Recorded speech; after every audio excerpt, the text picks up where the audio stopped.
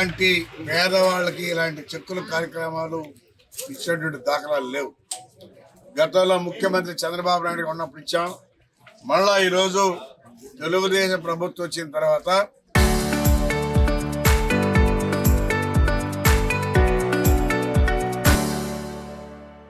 ముఖ్యమంత్రి పేదవాళ్ళని గుర్తించి ఎవరైతే ఆరోగ్యశ్రీలో కూడా వర్తించకుండా ఉందో వాళ్ళందరూ కూడా బిల్లులు తెచ్చుకుంటే ఆయా నియోజకవర్గాల్లో శాసనసభ్యుల ద్వారా ఆ బిల్లు ఇస్తే ఆ బిల్లుల్ని ముఖ్యమంత్రి నిధికి మరి సబ్మిట్ చేసి తద్వారా ముఖ్యమంత్రి నిధి నుంచి ఈరోజు చెక్కులు పంపిణీ చేస్తూ ఉన్నాం.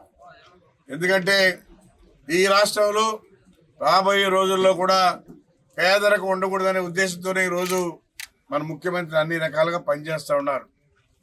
అందుకని ఇంకోటి కూడా చెప్తున్నాడు, యువత తగ్గిపోతా ఉంది, ప్రతి ఒక్కరు కూడా 3 పిల్లల పైన కనాలనేది కూడా మన ముఖ్య రాష్ట్ర ఉద్దేశం. కాబట్టి దయచేసి అందరూ కూడా యూత్ కూడా అర్థం చేసుకొని 3 పిల్లల పైన కనాలి. మన రాష్ట్రం బాగా ఆర్థికంగా బలంగా ఉండాలంటే జనాభాగా ఉండాలని చెప్పని కూడా తెలియజేస్తూ ఉన్నాం.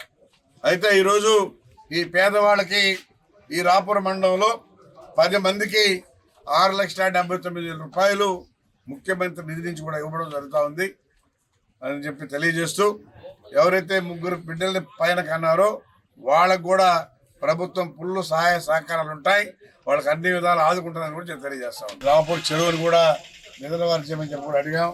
ఇంకా చాలా మంది రైతులు నీళ్లు పోవడం లేదు కాబట్టి మరి నిన్న ముఖ్యమంత్రికి చెప్పాం, అసెంబ్లీలో మాట్లాడాం.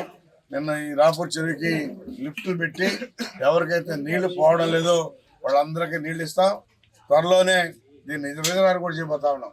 రాపూర్ చెరువుని రిజర్వాయర్ చేసి చుట్టుపక్కల అందరికి కూడా నీళ్లు ఇచ్చే విధంగా ఏర్పాటు చేస్తా ఉన్నాం.